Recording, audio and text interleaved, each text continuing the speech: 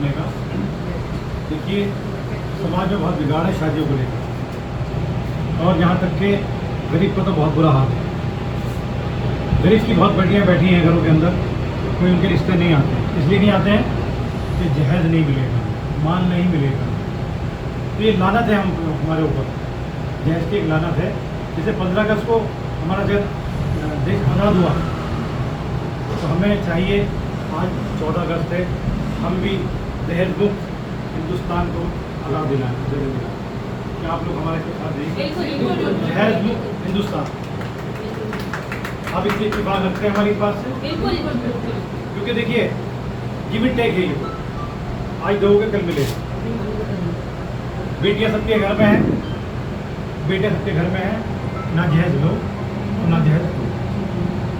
दूसरी बात ये थी कि अगर आपने अपनी बेटी को देना है, हमारा कलेजा होता है, बहुत हमें नाजों से पढ़ना होता है। आप सब बेटियाँ हैं, इस तरह आपके माँ बाप ने आपको पाला है और दूसरे की झोली में आपको दे दिया कि जी आप इसको ले जाओ समाज के सामने। समाज पूरा होता है कि 40 साल करके उसको ले जाओ। तो वो जो बेटी हमारी है वो हमारे घर की कोयल है, उसने घर जाकर उसका परिवार चलाती है। तो हम लोगों को मायूस नहीं होना चाहिए। हम लोग दबकर काम करते हैं, बेटे वालों के आगे हम दबकर काम करते हैं, वो हमारे लिए शादियों से पैसा बचाओ, अपने स्कूल बनाओ, अपने कॉलेज बनाओ, अपने हॉस्पिटल बनाओ, गरीबों की मदद करो, बीमारों की मदद करो। ये हमारा मेन मुद्दा है कि हम लोग लेंगे तो देंगे भी, तो हम लेंगे ना देना पड़ेगा। ये बहुत ज़रूरी है। गरीब का तरफ देखना पड़ा ज़रूरी है, नहीं देखेंगे तो हम लोग नुकसान में रहेंगे। हमें जब भी देखना है नीचे झुक के देखना है। ऊपर वालों को देखो तो हमारी लाइफ खराब हो जाएगी। हमें ज़मीन पे देखकर चलना है, ऊपर अगर हम झुकेंगे तो अपने ऊपर आएगा। रही बात इस बात की कि हम अमीर क्या कर रहा है, कि अमीर के पास तो पैसा है, कर लेगा। किसका कौन है? मिडिल क्लास को, हम हो रहा। गरीब तो बेचारा कहेगा जी मैं तो गरीब हूँ। अब मिडिल क्लास में भी 2 क्लास है, मिडिल क्लास, लोअर मिडिल, फिर लोअर पे आते हैं। तो हम लोअर मिडिल में आते हैं। अब मिडिल क्लास जो है वो थोड़ा अपर में आ गया, तो उसका ध्यान रखिएगा, अपने आप को किसी से बचा लीजिए। आप कर्जदार होते हैं, बेटी की शादी करते हैं, ब्याज पे पैसा लेते हैं, कर्जदार होते हैं। मैंने अभी एक बात की बावर्ची से, बावर्ची मेरे पास खासतौर से आया कि डॉक्टर साहब जो मेरे पास अब ले आ रहा है ना बुकिंग करने के लिए, तो मैं उससे कह रहा भाई कितना खाना कर रहा है, तेरे पास है पैसा?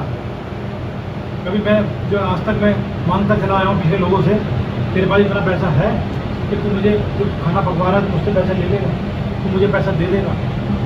जितना तेरे पास जेब में हो कर्जदारी से बच, उतना काम करो, फिर खाना पकवा।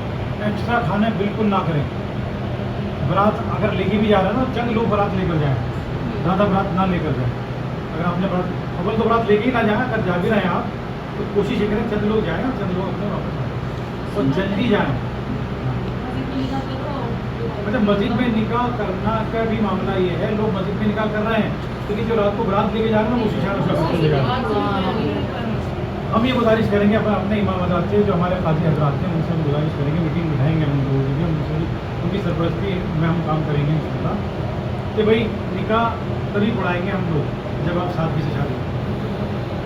हम दिन में तो हम निकाह कर लेते हैं असर मगरिब में, और जब हम बारात लेकर गए ढोल पटाखे घोड़ी खूब आतिशबाजी, बहुत तरह की बहुत सारी परेशानियाँ बढ़ जाती हैं। सारी फजूल खर्चे पैसा फेंकना है, कहाँ से आ रहा है तुम्हारा पैसा?